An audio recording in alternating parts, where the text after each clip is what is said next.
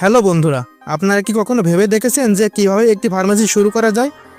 আপনার যদি একটি ফার্মেসি খোলার ইচ্ছা থাকে তবে এই ভিডিওটি আপনার জন্য। আজ আমি একটি ফার্মেসি করতে কি কি প্রয়োজন হয় তার কিছু মূল বিষয় নিয়ে আলোচনা করব। শিক্ষাগত যোগ্যতা।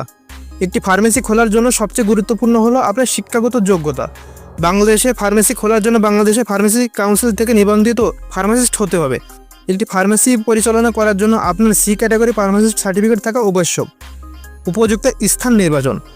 আপনার ফার্মেসির সাফল্যে অনেকাংশ নির্ভর করে সঠিক জায়গার উপর। একটি ভালো স্থান হলো হাসপাতাল বা ক্লিনিকের কাছাকাছি, অথবা এমন কোনো স্থান যেখানে লোক সমাগম বেশি। জায়গাটি যেন সহজেই সবার নজরে আসে সেদিকে খেয়াল রাখতে হবে। প্রয়োজনীয় মূলধন। একটি ফার্মেসি শুরু করতে একটি নির্দিষ্ট পরিমাণ মূলধনের প্রয়োজন হয়। এর মধ্যে দোকান ভাড়া, ড্রাগ লাইসেন্স, ট্রেড লাইসেন্স, প্রয়োজনীয় আসবাবপত্র এবং কিছু প্রাথমিক স্টক কেনার খরচ আপনার অবশ্যই থাকা লাগবে। ড্রাগ লাইসেন্স, এটি একটি ফার্মেসির জন্য সবথেকে গুরুত্বপূর্ণ লাইসেন্স। এটি পেতে হলে ওষুধ প্রশাসন অধিদপ্তরের কাছে আপনার আবেদন করতে হবে। আবেদনের সময় আপনার ফার্মাসির সার্টিফিকেট, জাতীয় পরিচয়পত্র এবং অন্যান্য প্রয়োজনীয় কাগজপত্র জমা দিতে হবে। ট্রেড লাইসেন্স, আপনার স্থানীয় সিটি কর্পোরেশন বা পৌরসভা থেকে এটি ট্রেড লাইসেন্স নিতে হবে। এটি আপনার ব্যবসাকে বৈধতা দেয়।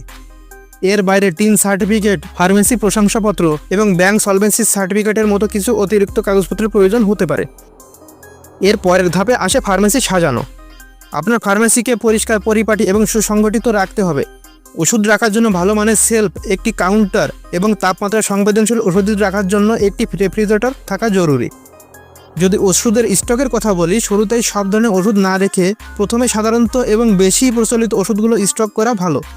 ধীরে ধীরে আপনার চাহিদা অনুযায়ী ওষুধের স্টক বাড়ানো যেতে পারে।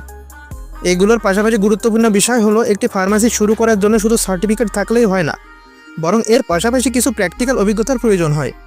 এর জন্য অন্য কোনো দোকানে কিছুদিন কাজ করে হাতে কলমে শেখাটা খুবই উপকারী।